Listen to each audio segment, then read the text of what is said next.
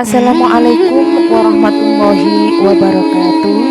Bumi Channel menyajikan pengajian Ustadz Adi Hidayat.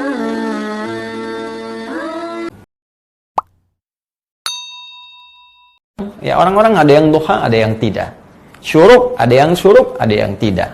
Tahajud, ada yang tahajud, ada yang tidak. Gambaran umumnya, ya.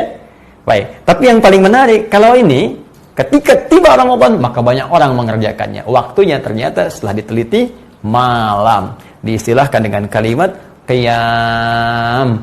Ini yang disebut dengan salat qiyam Ramadan. Salat yang dikerjakan di malam-malam Ramadan, dilakukan waktunya setelah menunaikan salat Isya dan sunnahnya. Baik, setelah menunaikan salat Isya dan sunnahnya. Ini kita temukan bagian pertama. Jadi, ada amalan berupa salat yang dikerjakan setiap malam Ramadan, yang kalau dilakukan dengan benar akan berpotensi menggugurkan seluruh dosa-dosa yang pernah kita kerjakan,